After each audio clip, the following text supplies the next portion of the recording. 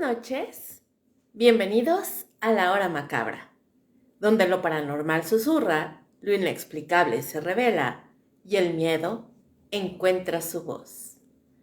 Hoy, en la hora macabra, apariciones marianas, visiones prohibidas. Comenzamos. Escucha esto en silencio. No hagas nada más. No mires tu teléfono, no hables, solo escucha. Porque hay historias que no deben compartirse con ruido de fondo. Hay algo en el aire cuando se habla de apariciones. Algo que no se puede explicar del todo, pero que se siente. Como un cambio casi imperceptible en la temperatura. Como si el ambiente se volviera más denso, más pesado. Como si el aire dejara de fluir con normalidad y comenzara a quedarse estancado. La mayoría de las personas, al escuchar la palabra aparición mariana, piensa en paz, en luz, en consuelo. Imágenes blancas, limpias, una figura serena rodeada de un resplandor cálido. Una presencia que protege, que guía, que calma. Pero hay relatos que no encajan. Relatos donde la luz no es cálida, sino pálida. Enfermiza, donde el silencio no tranquiliza, sino que presiona los oídos, como si algo estuviera contenido en él, donde el olor a cera derretida y flores marchitas no acompaña una oración, sino algo que parece observar desde algún lugar que no podemos ver. Imagina un templo vacío. Las bancas de madera crujen levemente, como si alguien acabara de levantarse, aunque no haya nadie. El eco de un paso inexistente se pierde entre las paredes de piedra. Hay humedad, se siente en el aire, pegajosa, fría, como si el lugar respirara muy lentamente. Y en ese silencio, alguien jura haber visto una figura. No una estatua, no una pintura. Algo presente, quieto, mirando. Hay quienes aseguran que la primera sensación no es miedo, es confusión. Una calma extraña, forzada, como si algo estuviera intentando convencerte de que todo está bien, mientras en el fondo, algo dentro de ti comienza a incomodarse, a tensarse, a resistirse. Porque hay detalles que no coinciden, ojos que no parpadean, pero tampoco parecen de vidrio, sonrisas que no cambian, pero que tampoco transmiten consuelo. Manos extendidas, demasiado inmóviles, demasiado perfectas o demasiado rígidas. Y entonces llega el momento en que alguien se da cuenta. Algo no está bien. No es una revelación repentina, no es un susto. Es peor. Es una certeza lenta que se desliza como frío por la espalda. Como cuando entras a un lugar y sabes que no deberías estar ahí, aunque no haya una razón visible. Algunos de estos testigos eran niños, otros personas profundamente creyentes, gente que conocía cada oración, cada símbolo, cada gesto de devoción, y aún así lo que vieron no coincidía con nada de lo que habían aprendido, porque las apariciones no siempre traen consuelo. Algunas traen mensajes que nadie entiende. Otras dejan marca. Y hay unas de las que casi no se habla. No porque no hayan ocurrido, sino porque quienes estuvieron ahí nunca volvieron a contar la historia completa. Porque hay partes que simplemente no pudieron explicar. O peor aún, no quisieron recordar. Dicen que en ciertos lugares después de una aparición, el ambiente cambia. No de forma evidente. No hay gritos, no hay caos. Es algo muy sutil, más persistente. Los animales evitan acercarse. Las velas se consumen de forma irregular. Y el silencio, ese silencio se vuelve demasiado profundo. Como si algo se hubiera quedado ahí, observando, esperando. Esta noche no vamos a hablar de milagros. No vamos a hablar de fe como consuelo. Vamos a adentrarnos en esos relatos donde lo sagrado se vuelve inquietante, donde lo divino no parece completamente humano, donde la figura que muchos reconocen aparece de formas que no deberían existir. Y la pregunta que vas a tener que hacerte no es si crees o no. La pregunta es otra. Si estuvieras frente a una aparición y algo dentro de ti te dijera que no es lo que parece, ¿tendrías el valor de seguir mirando? ¿O bajarías la vista esperando que al hacerlo, eso que te observa también desaparezca?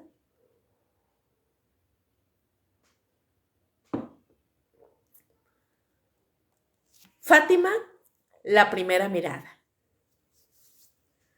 Portugal, primavera de 1917. El campo de Cova da Iria no era un lugar especial, al menos no antes de aquel día. Era una extensión irregular, de tierra pedregosa, cubierta por pasto bajo y áspero que crujía bajo los pies. El aire tenía ese olor seco de campo abierto mezclado con el rastro tenue de animales, y a ciertas horas, una humedad ligera que parecía levantarse desde la tierra como un aliento invisible. Ahí estaban ellos, 3 niños. Lucía dos Santos, de 10 años, y sus primos, Francisco Marto y Jacinta, más pequeños, casi siempre juntos, casi siempre en silencio cuando los adultos no estaban cerca. Cuidaban ovejas. Ese era su mundo. El sonido constante de los encerros, el roce del viento en el pasto, el sol cayendo lentamente sobre la piel. Nada más. Hasta que el silencio llegó. No fue inmediato. Primero el viento comenzó a disminuir. Las hojas dejaron de moverse. El sonido de los animales se fue apagando, uno por uno, como si alguien estuviera cerrando una puerta invisible entre ellos y el mundo. Lucía fue la primera en notarlo. Después lo describiría de muchas formas, pero en ese momento no tuvo palabras, solo una sensación. Algo no estaba bien.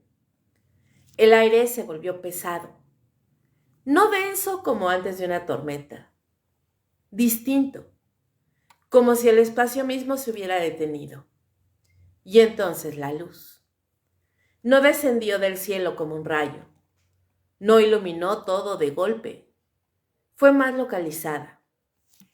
Un punto, una claridad concentrada a unos metros de ellos, suspendida sobre una pequeña encina.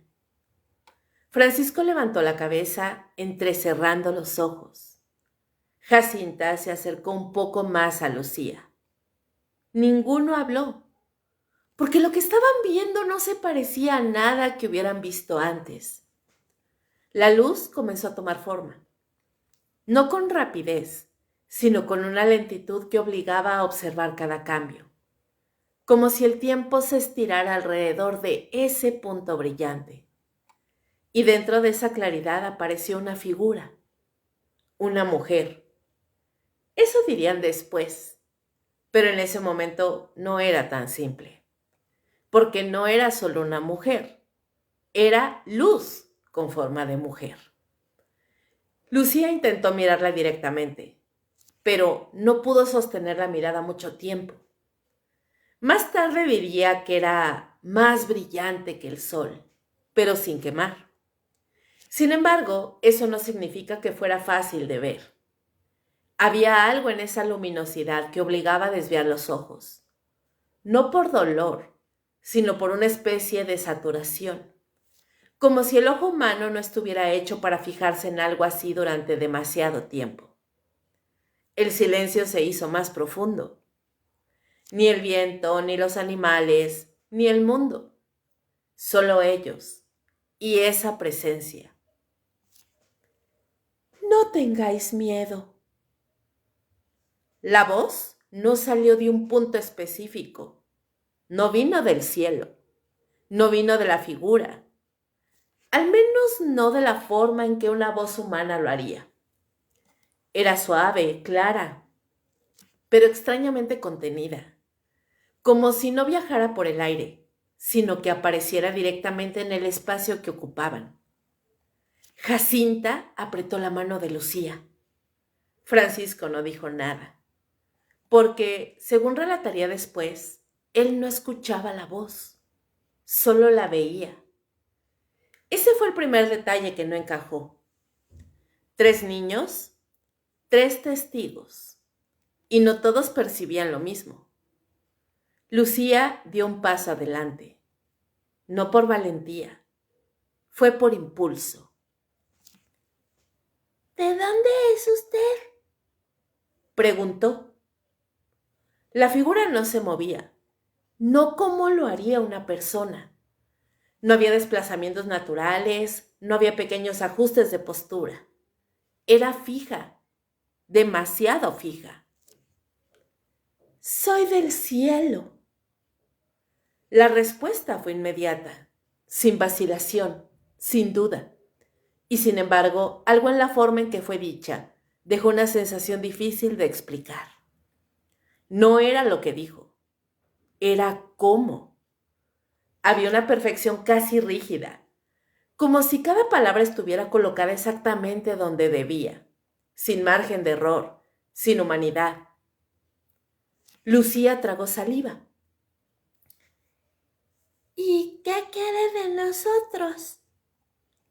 La figura pareció inclinar ligeramente la cabeza, pero otra vez el movimiento fue extraño, demasiado preciso, demasiado lento, como si no estuviera sujeto al mismo ritmo que el resto del mundo.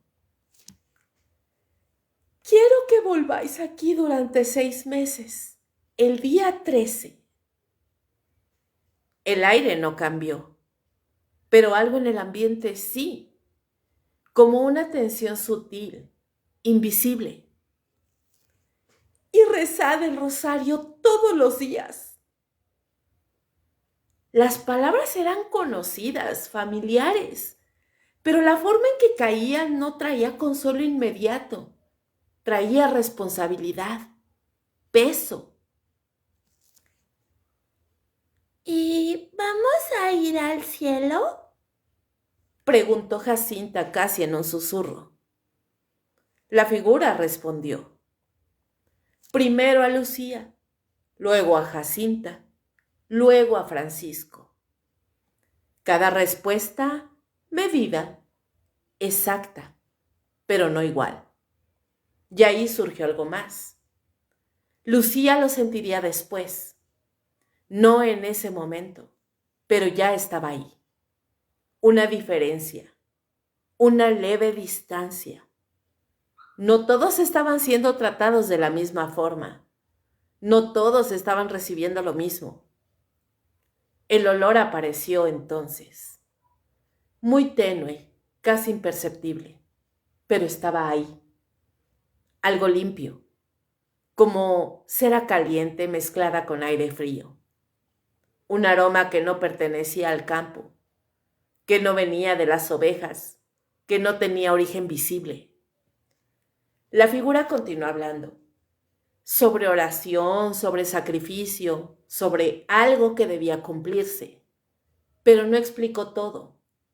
Nunca lo hizo. Siempre dejaba algo incompleto.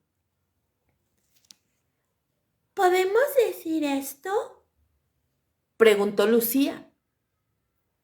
Hubo una pausa más larga de lo normal. El silencio se volvió incómodo. Sí, pero no todo. Esa fue la primera orden. No de callar por completo, pero sí de fragmentar, de dividir, de guardar partes. Y ese detalle sería uno de los más inquietantes con el paso del tiempo. Porque lo que no se dice también pesa. La figura comenzó a desvanecerse. No caminó, no gritó, no desapareció de golpe. Se hizo lentamente, como si la luz se retirara sobre sí misma, hasta que ya no quedó nada. El sonido regresó, el viento, los animales, el mundo, pero no igual, nunca igual. Los niños se miraron, ninguno habló de inmediato, porque los tres sabían, aunque no lo dijeran, que algo no encajaba del todo. Francisco confirmó que no había escuchado nada, solo visto. Jacinta repitió las palabras, pero no todas coincidían exactamente con lo que Lucía recordaba. ¿Y Lucía? Lucía guardó algo. No todo, pero algo. Un detalle, una sensación, esa perfección demasiado perfecta, esa voz demasiado precisa, ese silencio demasiado profundo. Esa noche, cuando intentó dormir, cerró los ojos y volvió a ver la luz. Pero esta vez, sin campo, sin ovejas, sin sus primos, solo la figura, más cerca, y por primera vez intentó mirarla directamente. No apartó la vista, no parpadeó, y fue entonces cuando lo sintió. No miedo, aún no. Algo más difícil de nombrar. Como si detrás de esa luz hubiera algo más. Algo que no se mostró, algo que no habló, pero que estaba ahí, observando, esperando. Porque la primera mirada no siempre revela todo. A veces, solo abre la puerta. Fátima, el mensaje que cambió. Pues bien, después de la primera aparición nada volvió a ser igual en Cova da Iria. Porque el lugar cambiaría, pero no físicamente. El campo seguía siendo el mismo. Tierra irregular, piedras sueltas, pasto bajo que raspaba las piernas al caminar. El viento seguía recorriendo la llanura con ese silbido seco que se cuela entre los oídos. El olor seguía siendo tierra, animales, humedad leve, pero algo invisible se había instalado ahí. Y quienes regresaban lo sentían. Los días comenzaron a organizarse alrededor de una fecha, el día 13. Y cada vez que ese día se acercaba, el ambiente cambiaba. No era sugestión colectiva. Hay testimonios que hablan de algo más físico, más directo. Personas que describieron cómo el aire parecía volverse más pesado conforme se acercaba la hora. Cómo el sonido del campo disminuía. No desaparecía por completo, pero sí se volvía distante. Como si todo ocurriera detrás de una pared invisible. Y luego estaban los niños. Lucía dos Santos ya no hablaba como antes. No era solo lo que decía, era cómo lo decía. Había pausas, dudas, momentos en los que parecía medir cada palabra, como si supiera que no todo debía salir de su boca. Porque no todo podía decirse. Esa fue una de las primeras tensiones.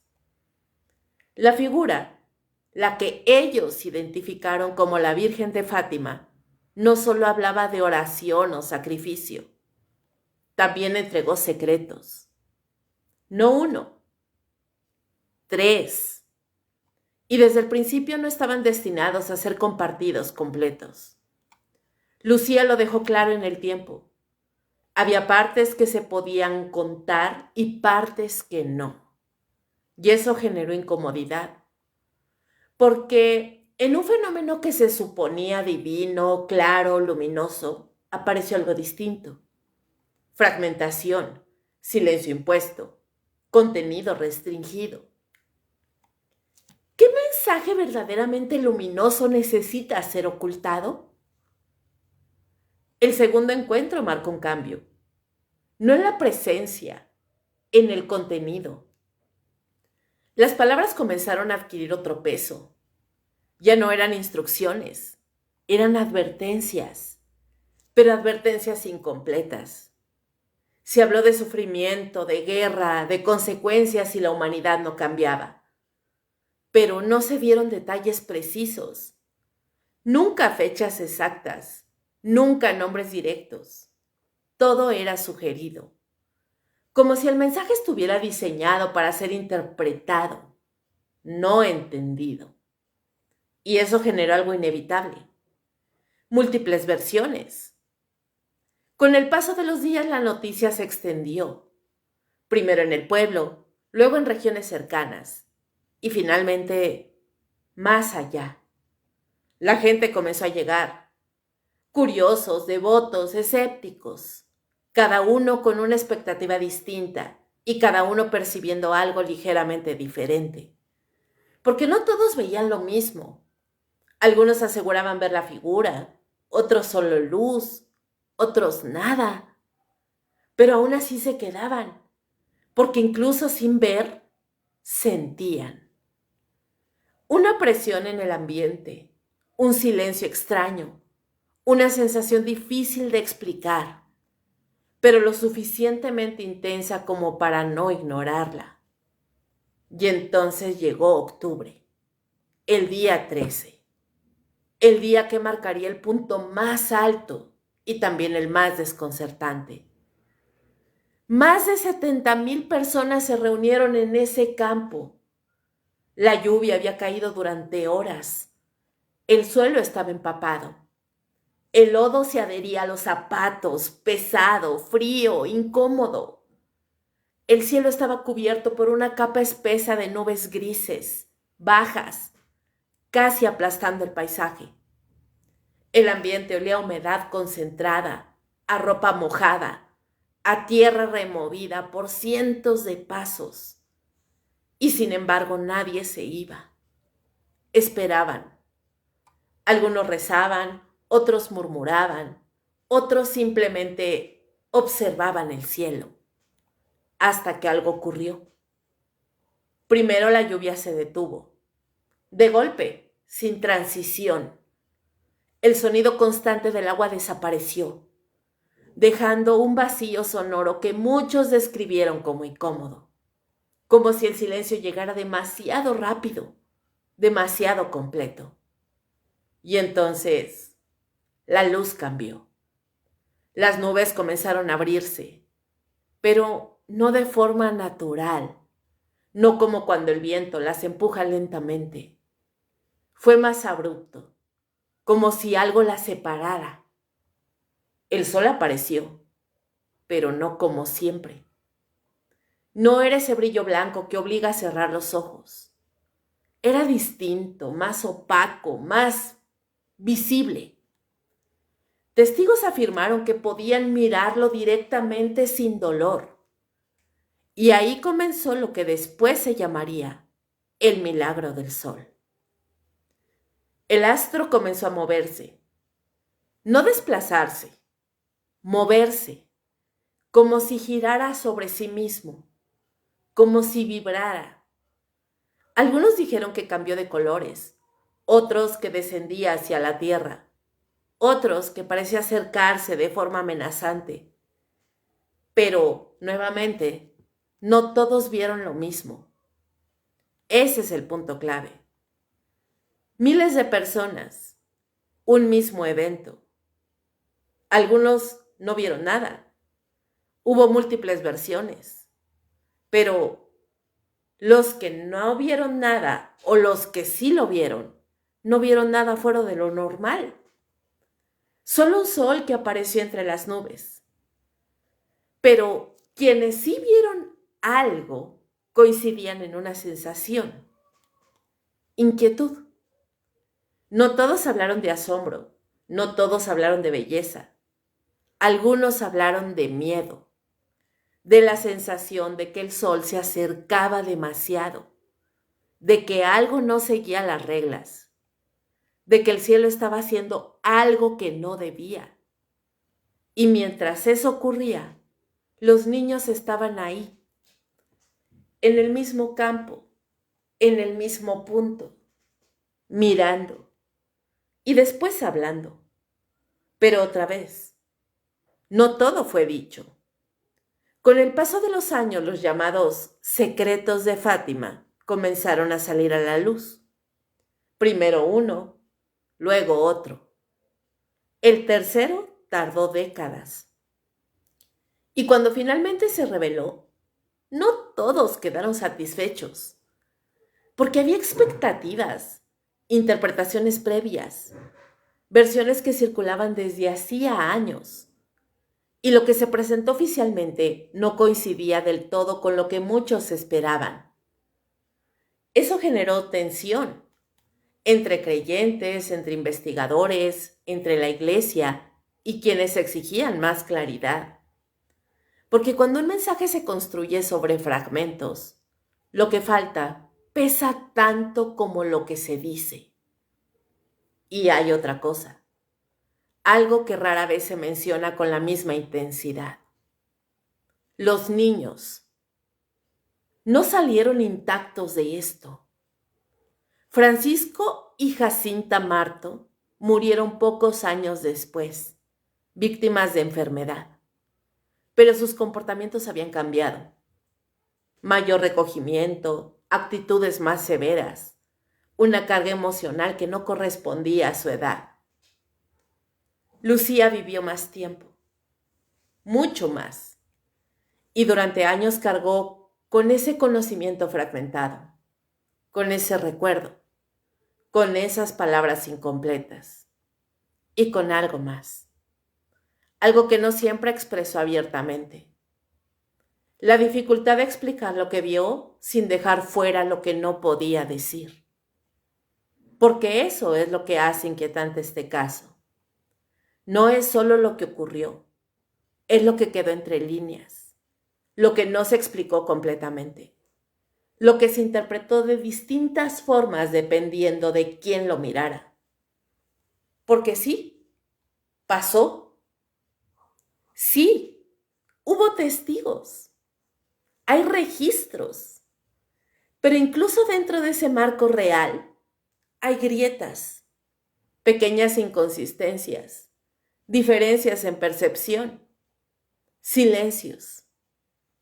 Y en esos silencios es donde algo más parece esconderse, algo que no se mostró del todo, algo que no se explicó completamente, algo que tal vez nunca estuvo destinado a ser entendido por completo. Porque cuando un mensaje cambia, no solo transforma lo que dice, transforma a quien lo recibe. Y a veces también deja una duda, una que no desaparece, una que se queda incluso cuando todo ya terminó. La Salette, el llanto que acusaba. Francia, 1846. En lo alto de los Alpes, donde el aire se vuelve más delgado y el sonido parece viajar más lento, se encuentra la Salette, un lugar áspero, rocas irregulares, pasto duro, quebrado por el viento. El viento ahí no sopla, golpea, baja desde las montañas con una fuerza constante, arrastrando consigo un olor mineral, seco, casi metálico. No hay refugio real, no hay sombra estable, solo cielo abierto y silencio. Un silencio distinto. No es ausencia de sonido, es una presencia. Y ahí estaban dos niños, Maximin Giraud y Melanie Calvat. Cuidaban ganado. Era una rutina simple, repetitiva, casi mecánica. Pero ese día algo cambió. No fue un evento inmediato. No hubo luz repentina ni sonido extraño. Fue más lento, más sutil. El viento se detuvo. Y en un lugar como ese, eso no es normal. Maximin lo notó primero. El silencio se volvió más profundo, más cerrado, como si las montañas mismas estuvieran conteniendo el aire. Melanie giró la cabeza y entonces lo vieron. No estaba de pie, no estaba flotando. Estaba sentada sobre una roca, encorvada, cubriendo su rostro con las manos, y llorando. Esa fue la primera impresión. No luz, no gloria, no presencia imponente. Llanto. Un llanto constante, visible, innegable. La figura vestía de forma extraña. No completamente como una campesina, pero tampoco como una representación clásica.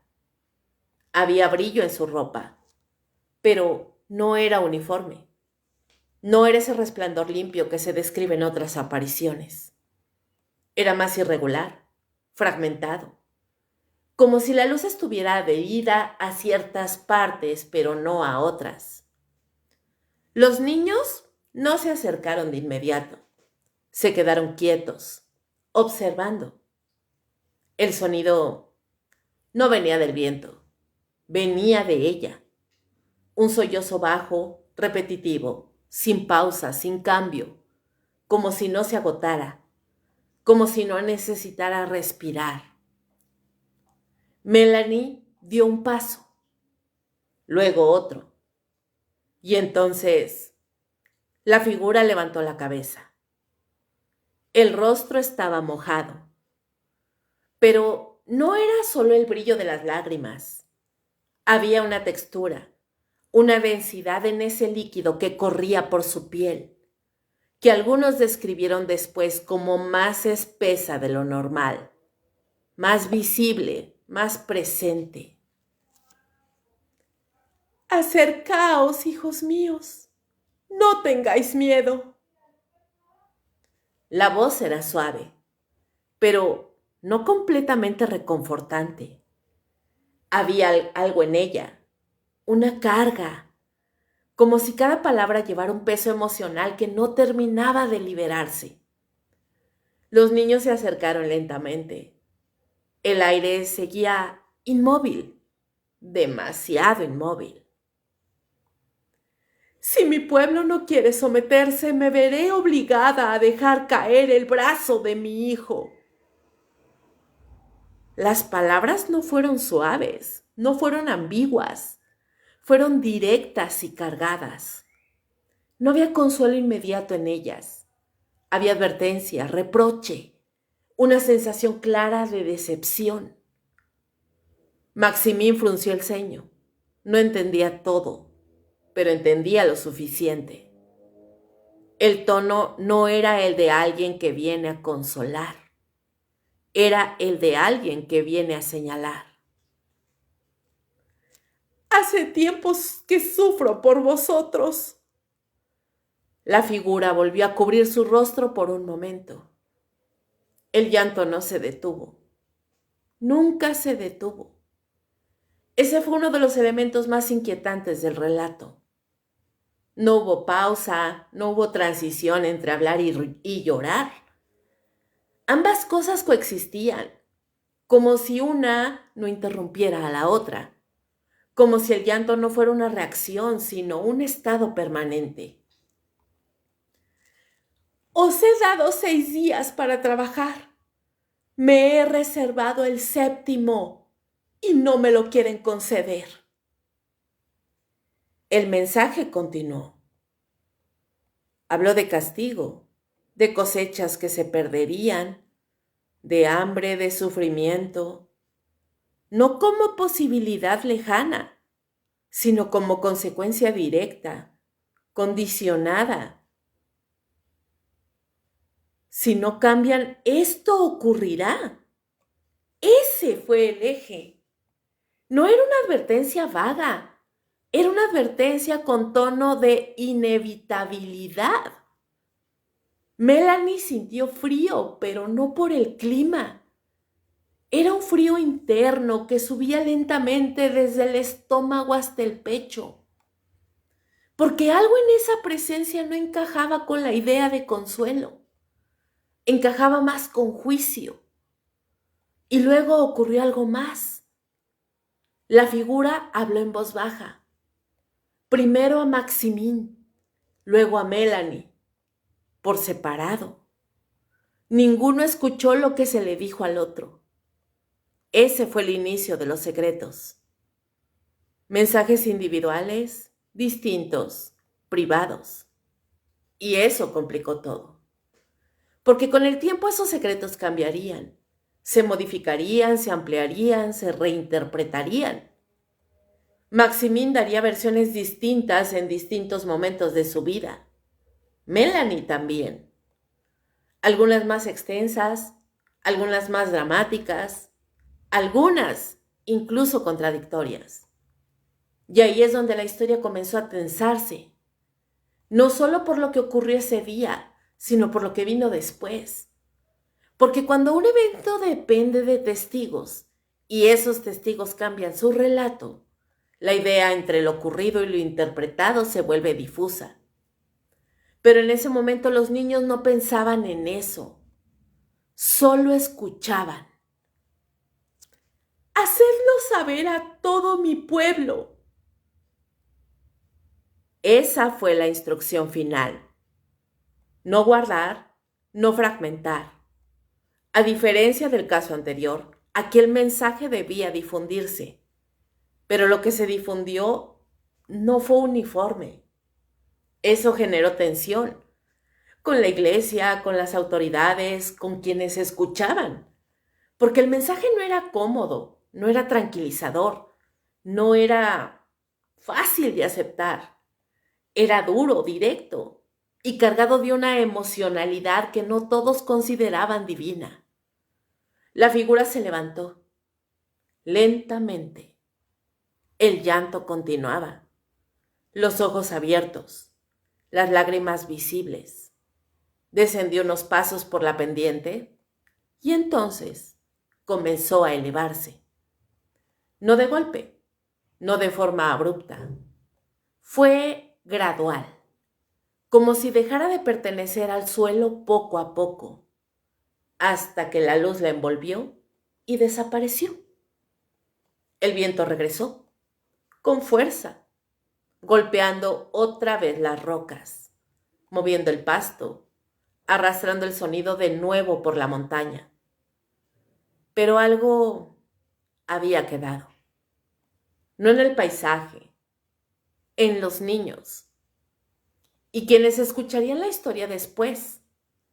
Porque lo que hace inquietante a la Salet no es solo la aparición, es el tono, el llanto constante, el mensaje cargado de reproche, los secretos que no coincidieron, las versiones que cambiaron, la incomodidad que generó, incluso dentro de la propia iglesia, que con el tiempo reconoció la aparición, pero nunca dejó de observar con cautela todo lo que la rodeaba. Porque no todas las apariciones consuelan. Algunas acusan. Y cuando lo hacen, no solo dejan un mensaje, dejan una sensación, una que no desaparece fácilmente, una que se queda como ese llanto, constante, sin pausa, sin final claro, como si en algún lugar siguiera ocurriendo. Lourdes, lo que no todos vieron. Francia 1858. Lourdes no era un lugar extraordinario. Era un pueblo pequeño, húmedo, con calles estrechas donde el olor a leña quemada se mezclaba con el de la ropa mojada que nunca terminaba de secarse. El invierno parecía quedarse más tiempo del necesario, incluso cuando el calendario ya marcaba otra estación. A las afueras del pueblo estaba la gruta de Massabel, un hueco irregular en la roca, oscuro, húmedo. El tipo de lugar donde el agua no fluye, se acumula, donde el aire se vuelve más frío al acercarse, como si la piedra guardara dentro de sí el recuerdo constante de la humedad. Ahí llegó ella, Bernadette Soubirous. Tenía 14 años. Su respiración era débil. Arrastraba problemas de salud desde hacía tiempo. y cada esfuerzo físico se notaba en la forma en que inhalaba, con pequeños cortes como si el aire no entrara del todo.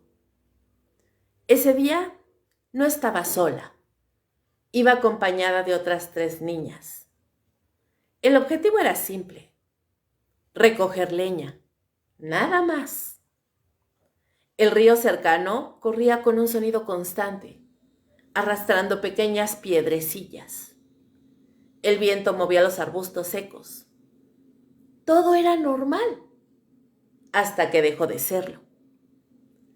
Bernadette se detuvo, no por decisión, por sensación.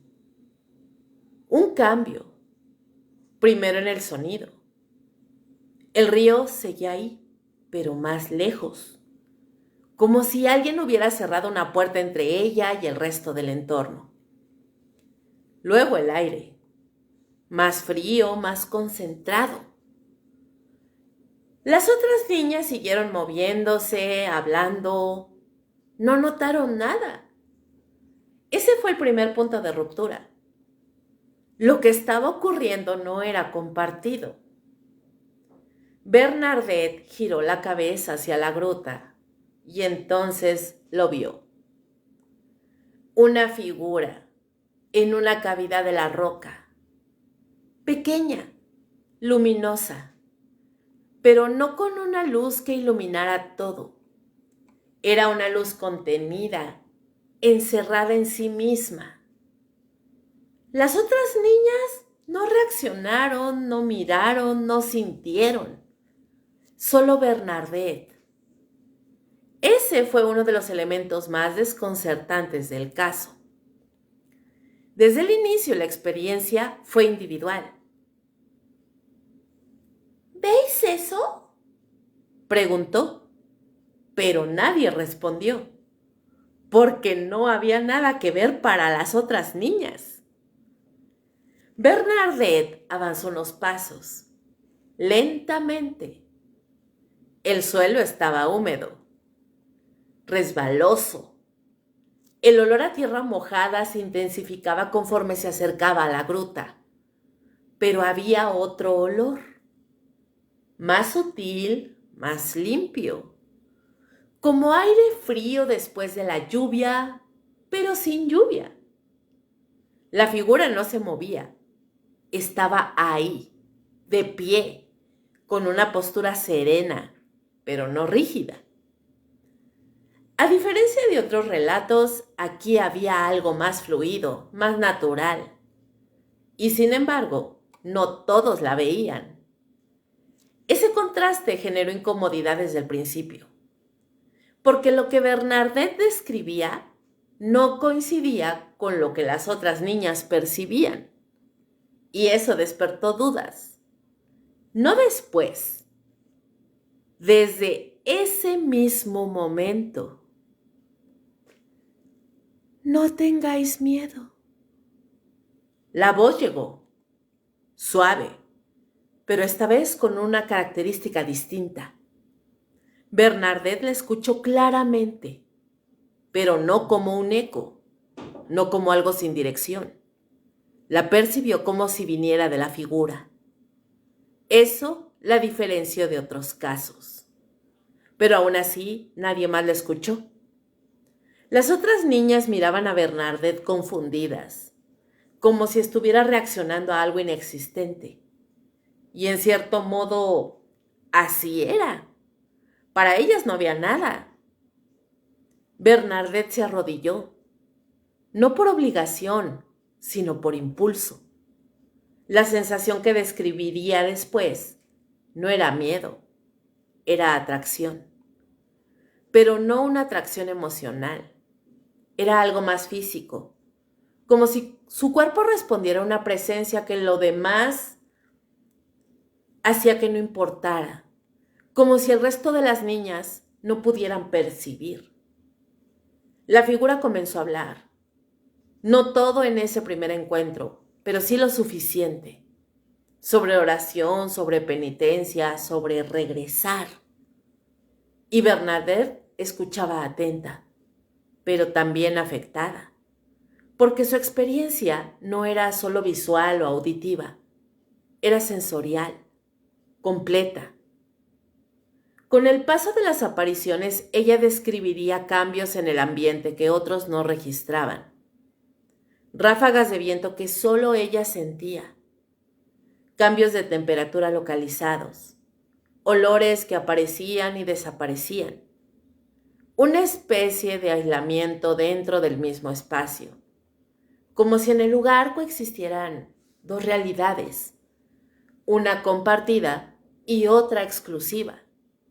Eso generó reacciones inmediatas, porque el pueblo no tardó en enterarse, y con la noticia llegó el escepticismo. Autoridades, médicos, vecinos, todos querían ver, pero ver no significaba percibir. Muchos acudieron a la gruta, se colocaron en el mismo lugar, a la misma hora, esperando, observando, pero no vieron nada.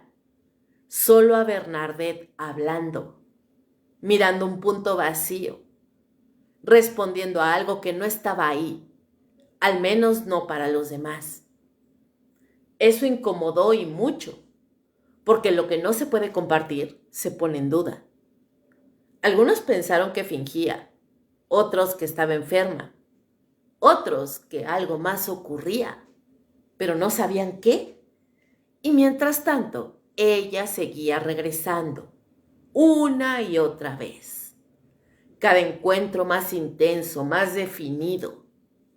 En uno de ellos, la figura le pidió algo específico, que cavara en el suelo, en un punto exacto. Y Bernadette obedeció. El barro estaba húmedo, frío, pegajoso.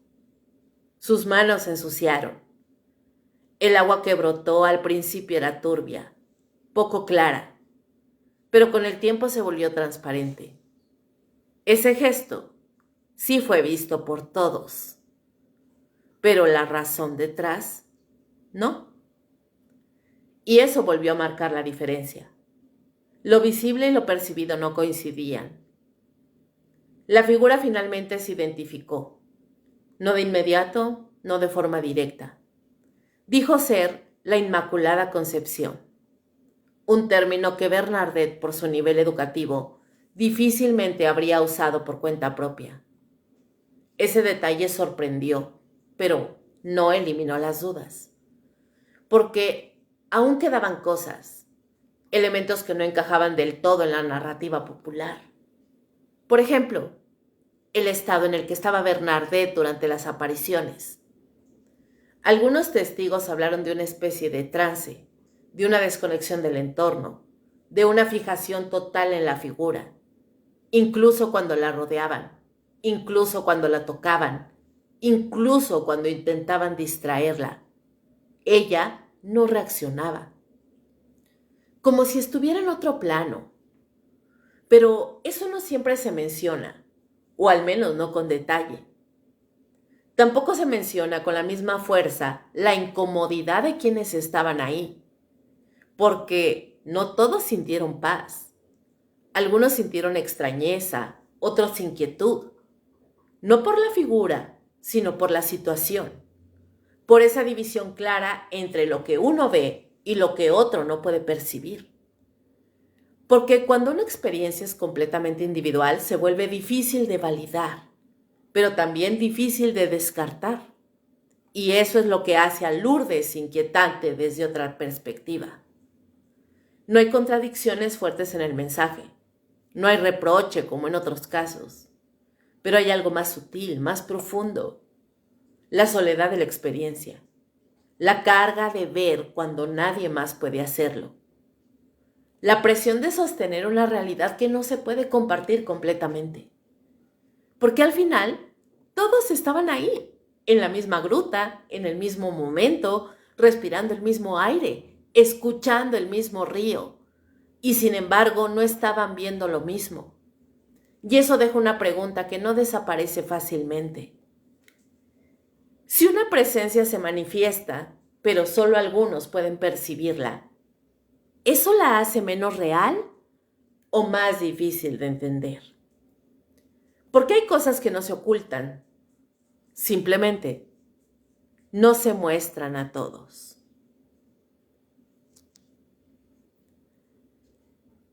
Zeitún, la figura en silencio. El Cairo, Egipto, 1968. Zeitún no era un lugar apartado. Era ruido, tránsito, voces superpuestas, motores encendidos, incluso de noche. El aire cargado de polvo fino que se pega a la piel y deja un sabor seco en la boca.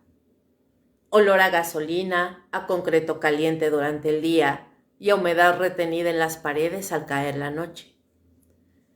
En medio de ese entorno había una iglesia. La iglesia copta de Santa María. No destacaba por su tamaño, sino por su presencia constante en la zona. Un punto fijo entre calles que no se detenían. Y fue ahí, sobre ese edificio, donde comenzaron los reportes. No de uno, de muchos. Todo inició con algo aparentemente simple. Un trabajador nocturno levantó la vista y creyó ver a una mujer de pie sobre la cúpula, inmóvil.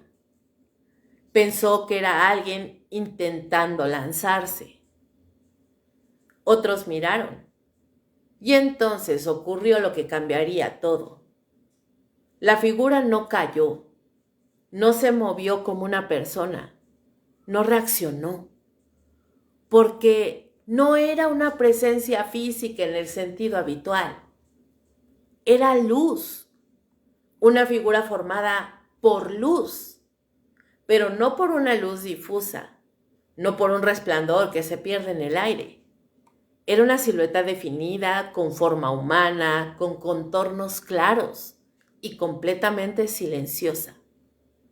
La noticia se esparció rápido, demasiado rápido, porque no dependía de interpretación individual, no dependía de un solo testigo.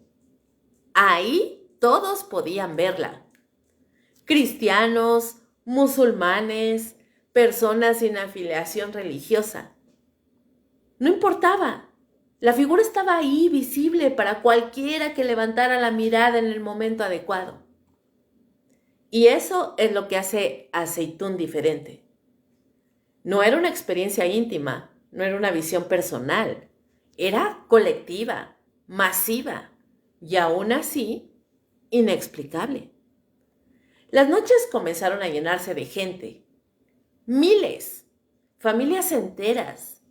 Personas que llegaban en silencio, otras que rezaban, otras que simplemente observaban. El aire cambiaba conforme se acumulaban, no por sugestión, sino por densidad. El calor de los cuerpos, la respiración compartida, el murmullo constante. Y luego, el silencio. Porque cuando la figura aparecía, la multitud se callaba. No por orden, sino por reacción.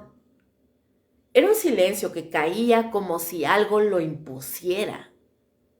La figura se manifestaba sobre la cúpula, a veces de pie, a veces inclinada, a veces desplazándose lentamente, pero no caminaba, no había pasos, no había transición natural entre una posición y otra. Era como si simplemente cambiara de lugar, sin proceso visible. La luz que la formaba no iluminaba el entorno como cabría esperar. No proyectaba sombras claras, no alteraba de forma lógica la oscuridad. Era una luz contenida, autónoma, separada del resto del espacio. Y lo más inquietante es que no habló. Nunca.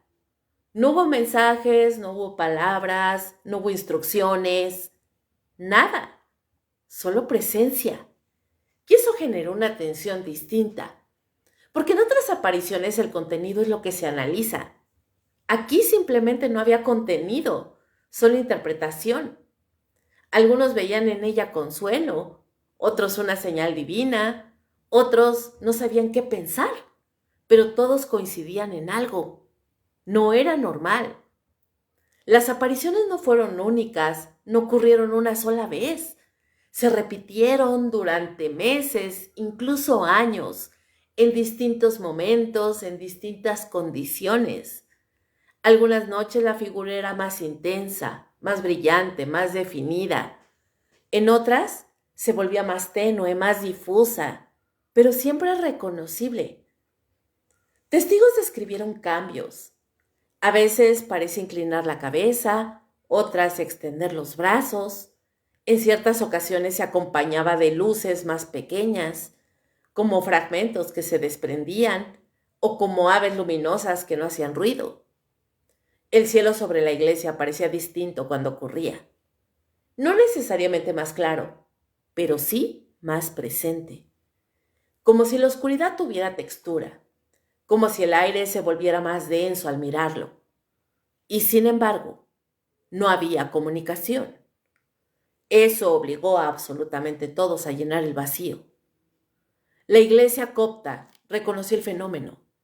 Hubo documentación, hubo registros, incluso fotografías, pero ninguna explicación concluyente. Porque lo visible no siempre es comprensible y lo compartido no siempre es claro. El hecho de que personas de distintas religiones coincidieran en lo que veían eliminaba una variable. No era fe específica, no era una expectativa única, era algo que se presentaba sin importar la creencia, y eso lo hacía aún más difícil de encasillar. Porque entonces, ¿qué lo define? ¿Qué lo explica? ¿El silencio? Ese, que era el elemento central, un silencio constante. Y no solamente era ausencia de voz, era ausencia de intención clara, porque cuando alguien habla deja una dirección, y aquí no había dirección, solo presencia, prolongada, repetida, observada. Las noches en Zeitún comenzaron a adquirir un ritmo distinto. La gente llegaba, esperaba, miraba. Algunos lloraban, otros permanecían inmóviles, otros se iban sin decir nada. Pero todos se llevaban algo, no un mensaje, sino una sensación, difícil de nombrar, porque no era miedo directo, no era paz absoluta, era otra cosa, una mezcla, como si estar frente a algo que no se comunica obligara a la mente a trabajar más de lo habitual, a buscar sentido, a llenar espacios. Y en ese intento surge la inquietud, porque lo que no se explica permanece, no se cierra, no se resuelve. Zeitún no dejó profecías, no dejó advertencias, no dejó secretos revelados con el tiempo. Dejó algo distinto, una imagen repetida, persistente, silenciosa y compartida. Miles de personas mirando lo mismo, sin recibir una sola palabra. Y eso plantea una pregunta incómoda.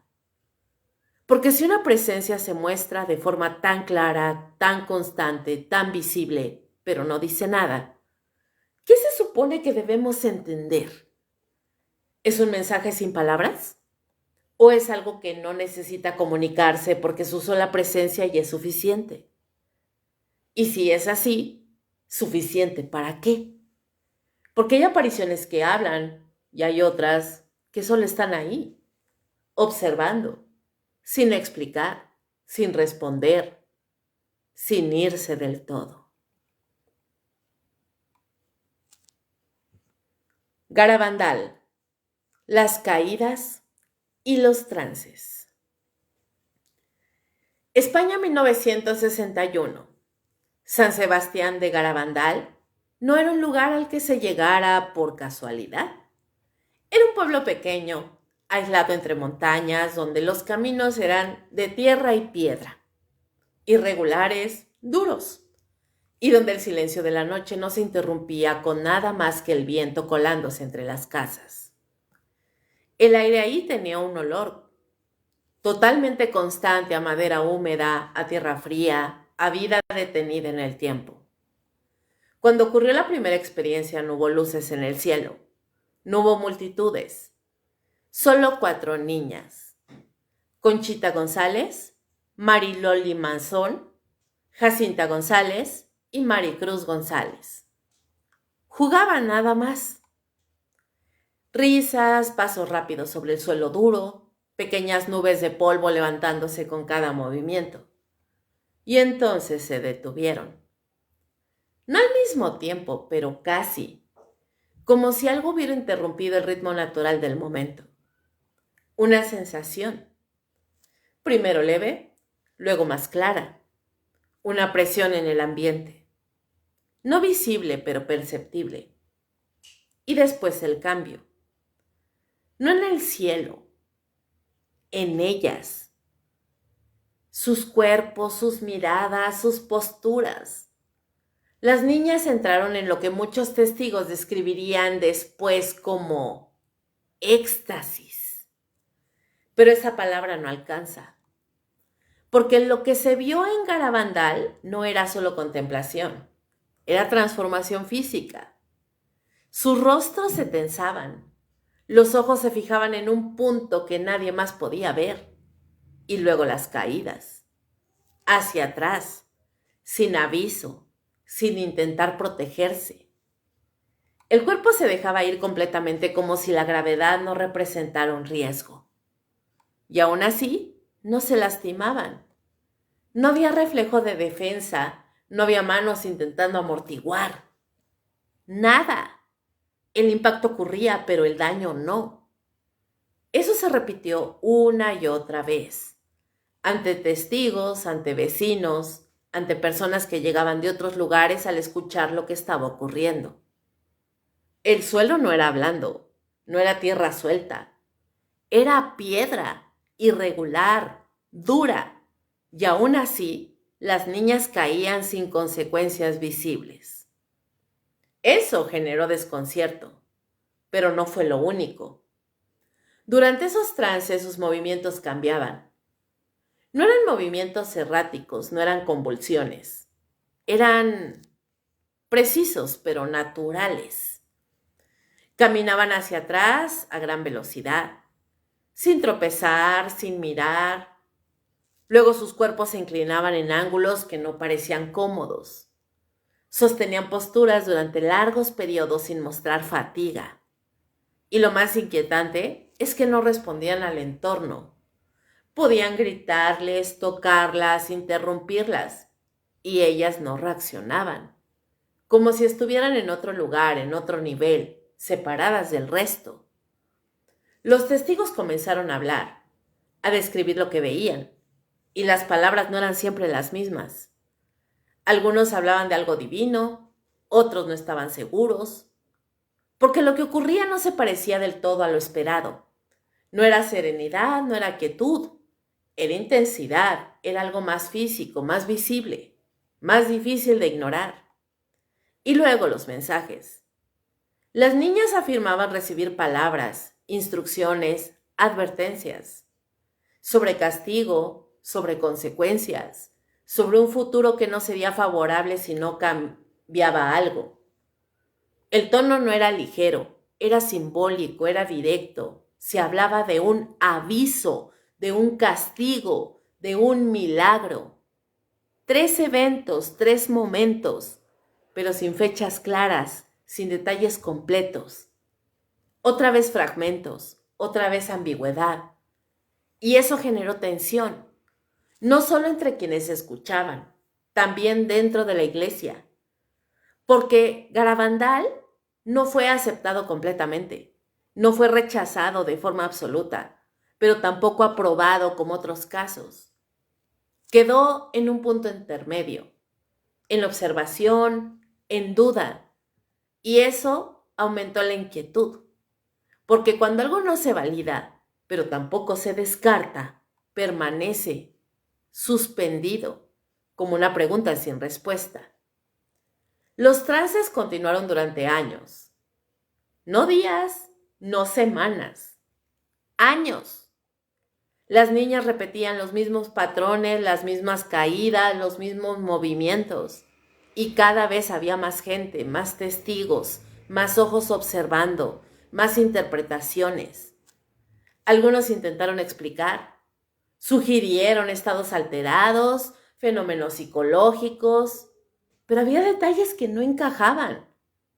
la resistencia al dolor, la coordinación en movimientos imposibles, la duración de los trances, la falta de respuesta a estímulos externos y sobre todo la sincronía entre ellas, porque no siempre estaban juntas cuando comenzaban, pero coincidían en tiempo, en reacción, en comportamiento. Eso complicaba cualquier explicación posible. El ambiente en Garabandal cambió. El pueblo ya no era el mismo. Había expectativa, pero también incomodidad, porque lo que ocurría no generaba solo fe, generaba preguntas, y algunas no eran tan fáciles de responder. Con el tiempo los eventos disminuyeron, las niñas crecieron, sus vidas tomaron otros caminos, pero lo ocurrido quedó registrado, documentado, discutido y nunca resuelto completamente, porque Garabandal no encajaba del todo. No es un caso cerrado, no es un fenómeno completamente aceptado, pero tampoco olvidado. Es incómodo por lo que se vio, por cómo se vio, por lo que se dijo y por lo que aún no se puede explicar. Porque cuando un cuerpo se comporta de forma que desafía lo esperado, la mente intenta encontrar sentido, pero no siempre lo logra. Y cuando eso ocurre, queda algo, una sensación persistente, como la imagen de una caída que debería haber dolido pero no lo hizo, un movimiento que no debería ser posible pero ocurrió, y como un mensaje que no se entendió del todo, pero que aún no se ha olvidado.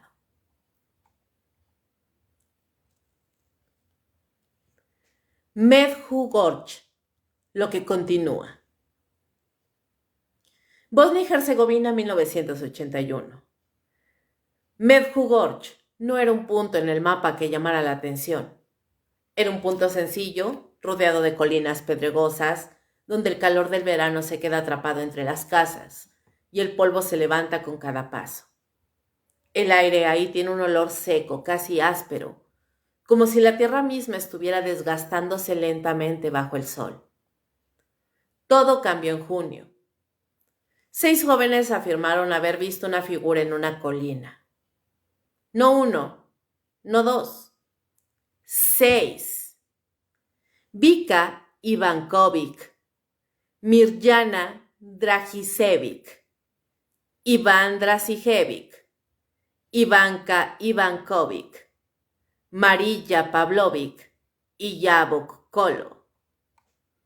La describieron como la Virgen de Medjugorje. Hasta ahí, el patrón parecía conocido. Pero lo que vino después no. Porque esto no terminó. No fue una aparición puntual. No fue un periodo corto. No fueron unos meses. Fueron años, décadas. Y según algunos de los videntes, continúa. Ese es el primer elemento que rompe con todo lo anterior. La continuidad. Las apariciones comenzaron a repetirse, día tras día, con horarios definidos, con rutinas, con estructura, y eso cambió la naturaleza del fenómeno. Porque dejó de ser un evento extraordinario aislado para convertirse en algo esperado, programado, y eso genera otra clase de inquietud. Porque lo impredecible puede asustar, pero lo constante transforma. Las colinas comenzaron a llenarse, primero de curiosos, luego con creyentes, después con multitudes. Miles de personas subieron por caminos de piedra, bajo el sol, respirando polvo seco, sintiendo el calor adherirse a la piel como una capa invisible. El ambiente se cargaba, no solo por la gente, por la expectativa, porque cada día algo debía ocurrir. Y muchas veces ocurría. Los videntes entraban en trance. Otra vez, esa desconexión, esa mirada fija, esa respuesta a algo que los demás no podían ver. Pero a diferencia de otros casos, aquí los mensajes eran frecuentes, demasiado frecuentes, extensos, repetitivos. Se hablaba de paz, de oración, de conversión, de arrepentimiento, una y otra vez, con variaciones mínimas, con estructuras similares. Y eso comenzó a generar dudas, no sobre la experiencia inicial, sobre la continuidad, porque cuando un mensaje se repite pierde fuerza o cambia de intención. Algunos creyentes lo interpretaban como insistencia divina, otros como un patrón difícil de sostener. Y ahí surgió la división, no solo entre creyentes y escépticos, dentro de la propia iglesia, porque Medjugorje no ha sido reconocido oficialmente como aparición sobrenatural confirmada. Ha sido permitido, tolerado, estudiado, pero no aprobado completamente. Y eso mantiene el caso en una zona gris, una zona incómoda, donde millones creen y otros tantos dudan. Los testimonios de los videntes también cambiaron, no en lo esencial, pero sí en los detalles, en tiempos, en descripciones, en la forma en que explicaban lo que veían. Algunos afirmaron que las apariciones se volvieron menos frecuentes, otros que continuaban con regularidad. Algunos dijeron haber recibido secretos, otros no hablaron de ellos con claridad. Y otra vez, fragmentación. Otra vez, información incompleta. Pero ahora, amplificada por el tiempo. Porque no estamos hablando de meses, estamos hablando de décadas. Y con el tiempo todo cambia. Incluso la memoria, incluso la interpretación. Y luego está el entorno. Medjugorje dejó de ser solo un pueblo. Se transformó. Empezaron a poner hoteles, tiendas, recuerdos, rosarios, estampas, objetos, todo girando alrededor de lo mismo. La aparición, la experiencia, la promesa de algo que aún no sigue ocurriendo. Y eso introduce otro elemento, la comercialización. No necesariamente como fraude, pero sí como consecuencia. Porque cuando algo atrae multitudes, genera movimiento económico, social, cultural. Y eso también influye en la percepción. Porque entonces la pregunta cambia. Ya no es solo ocurre, es también ¿qué se ha construido alrededor de todo ello? Las noches de Medjugorje tienen algo particular. No son completamente silenciosas. Siempre hay movimiento. Gente caminando, rezando, esperando. El aire se enfría, pero conserva ese olor seco del día. Y en ciertos momentos, cuando todo se detiene por un instante, cuando el murmullo baja, cuando las miradas se elevan al mismo punto, se repite la misma escena. Alguien ve, alguien escucha, y muchos no, pero se quedan, porque la posibilidad es suficiente. Eso es lo que hace a Medjugorje distinto. No es un evento cerrado, no es una historia que terminó, es algo abierto, en curso. Y eso genera una inquietud diferente, porque lo que ya ocurrió puede analizarse, puede discutirse, puede archivarse, pero lo que sigue ocurriendo no. Permanece activo, cambiante, difícil de encerrar en una conclusión. Y en ese espacio entre la fe, la duda, el tiempo y la repetición se instala algo más. No necesariamente miedo, pero sí incomodidad. Porque cuando algo no termina, tampoco permite cerrarse. Y lo que no se cierra, sigue presente, sigue influyendo, sigue creciendo y sigue dejando una pregunta que no se resuelve fácilmente. Si una aparición continúa durante décadas, repitiendo mensajes, adaptándose al tiempo, cambiando con quienes la reciben, ¿sigue siendo el mismo fenómeno o se ha convertido en otra cosa? Algo que ya no depende solo de lo que ocurrió al inicio, sino de todo lo que vino después. Porque hay historias que terminan y hay otras que siguen escribiéndose. Incluso ahora, incluso mientras alguien sigue mirando hacia la colina, esperando.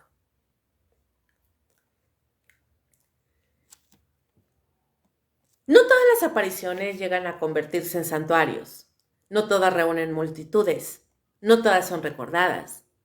Algunas desaparecen, no porque no hayan ocurrido, sino porque fueron rechazadas, olvidadas, archivadas y en ciertos casos evitadas.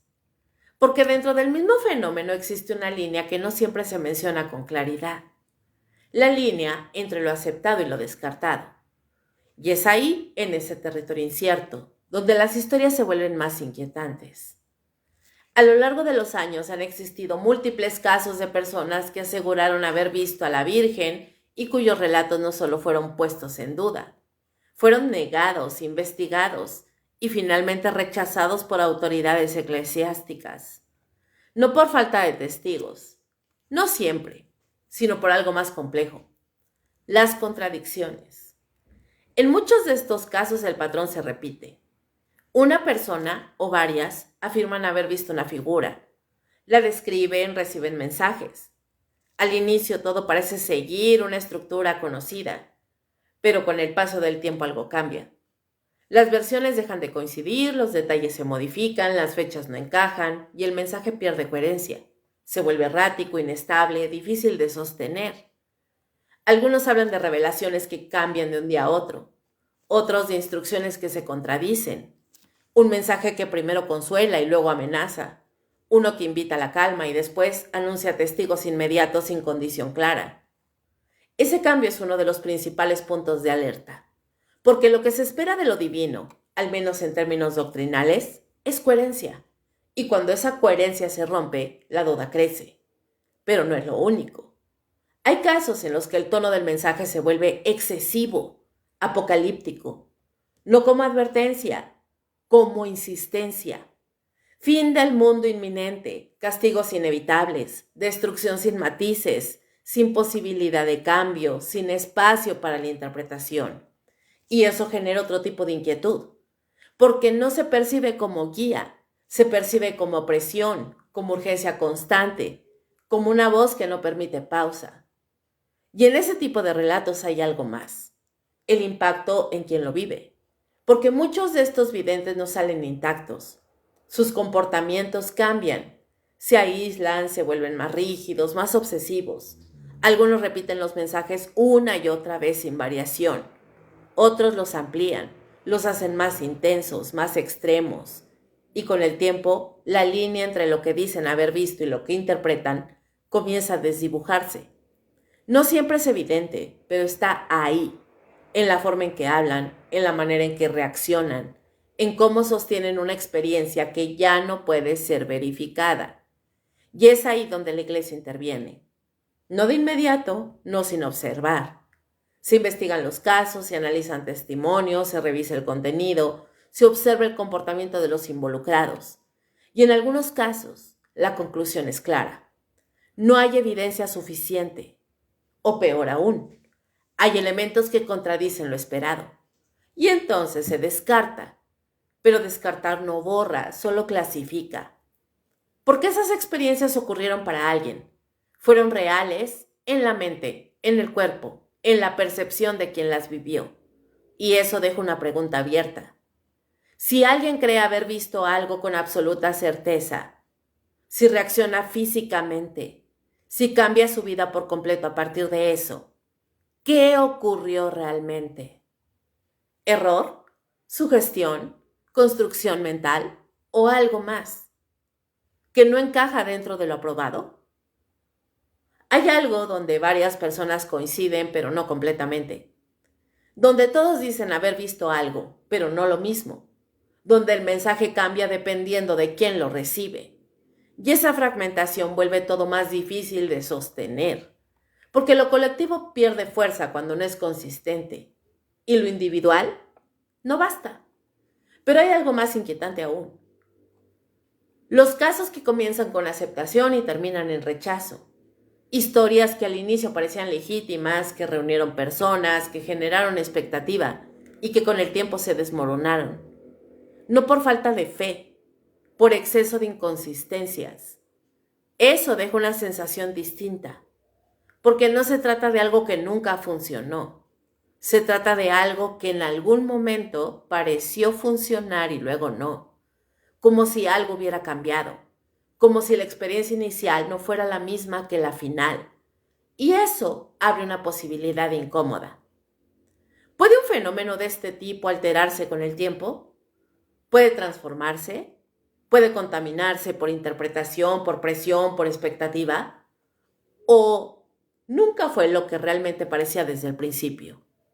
Porque en todos estos casos hay un punto común: la certeza inicial. Quien lo vive no duda, lo afirma, lo sostiene, lo defiende, incluso cuando todo a su alrededor comienza a cuestionarlo. Y esa certeza es difícil de ignorar, porque el miedo puede fingirse, la duda puede disimularse, pero la convicción absoluta deja huella, se nota, se percibe, y sin embargo, eso no la convierte en verdad, solo en experiencia. Y ahí, en ese espacio entre lo vivido y lo comprobable, es donde estas historias se quedan. No aceptadas, no completamente olvidadas, solo descartadas, pero no resueltas. Porque al final la pregunta no es solo si estas apariciones fueron reales o no. La pregunta es otra, más incómoda, más difícil de responder.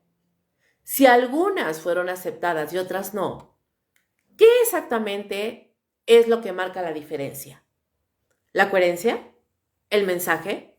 ¿La percepción colectiva? ¿O hay algo más que no siempre se puede medir? Porque si incluso dentro de un mismo fenómeno hay versiones que se descartan, entonces la duda no desaparece, se multiplica. Y eso nos deja en un punto inquietante, uno donde la fe, la percepción y la interpretación se cruzan, y donde la certeza no siempre garantiza la verdad. Porque a veces lo que se descarta no deja de existir. Solo deja de explicarse. Y eso es lo que vuelve más difícil todo de ignorar. ¿Fueron errores humanos o encuentros mal interpretados? ¿O hubo algo ahí que simplemente no encajó en lo que debía ser aceptado? Hay algo que une a todas estas historias y no es la fe, no es la devoción, ni siquiera es la figura. Es la duda. Porque después de recorrer estos casos desde la Virgen de Fátima hasta la Virgen de Medjugorje, pasando por la Virgen de la Salet, la Virgen de Lourdes, la Virgen de Situn y la Virgen de Garabandal, hay algo que se repite, pero no de la forma en que uno esperaría. No es el mensaje, no es la forma, no es la reacción, es la sensación. Ese instante breve, casi imperceptible, en el que algo no termina de encajar. Porque sí, hay relatos de paz, de consuelo, de fe fortalecida, pero también hay silencios, fragmentos, versiones que no coinciden, testigos que ven cosas distintas estando en el mismo lugar al mismo tiempo, niños que cargan con mensajes que no comprenden, multitudes que observan sin escuchar nada, figuras que hablan y otras que no dicen una sola palabra. Y en medio de todo eso queda una pregunta que no se responde fácilmente. ¿Todas estas experiencias provienen del mismo origen? Porque si lo fueran, ¿por qué se sienten tan distintas? ¿Por qué algunas consuelan y otras incomodan? ¿Por qué unas se entienden con claridad y otras se quedan incompletas?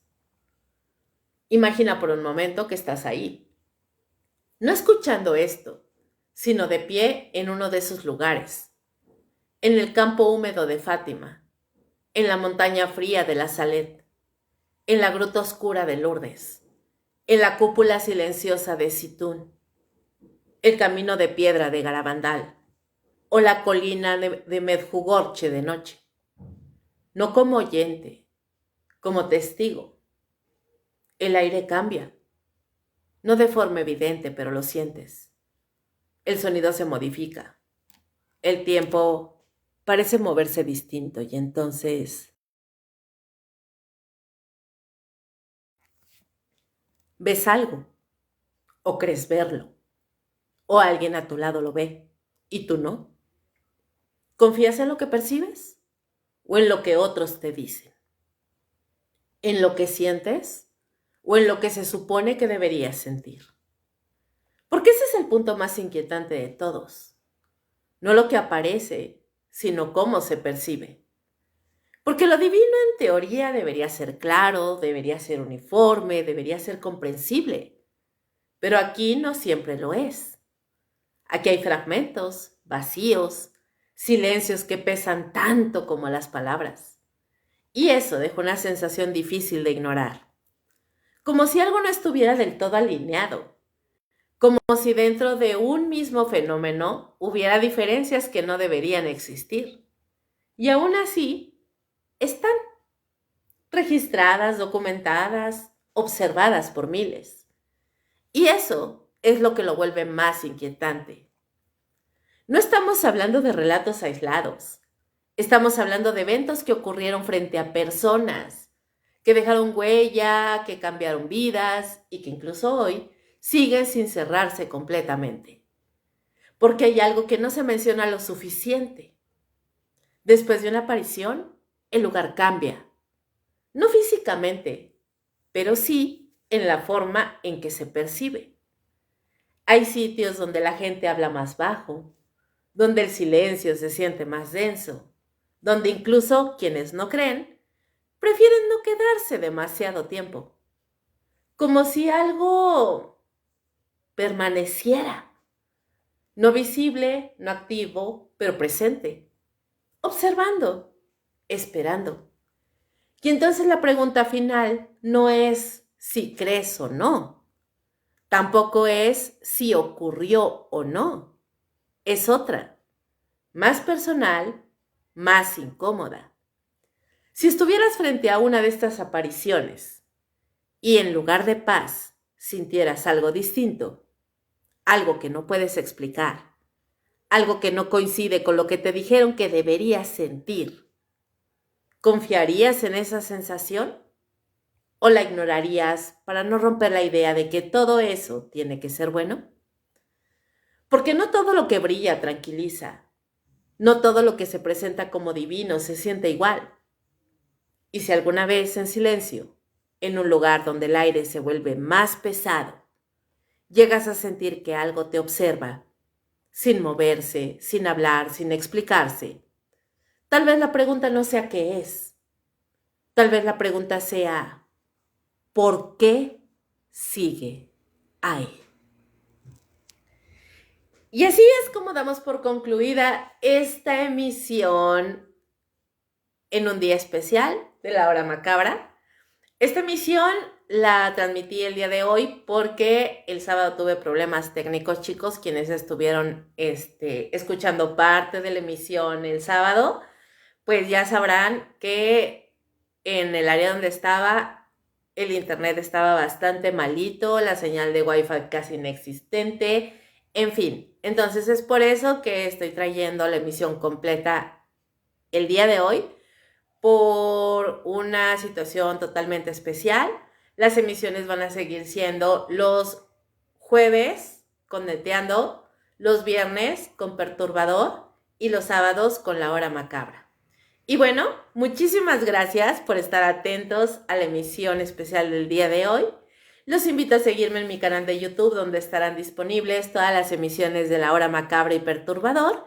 Me encuentran como Kaboom Podcast. Y también pueden disfrutar de mi contenido en mi canal de WhatsApp. Si quieren escuchar leyendas y cuentos cortos de terror, encuéntrame como Kaboom. Hasta la próxima emisión de La Hora Macabra, donde cada noche las sombras tienen algo que contar y nosotros estamos para escucharlas. Hasta entonces, buenas noches o lo que quede de ella, y como siempre les deseo, dulces pesadillas. ¡Chao, chao!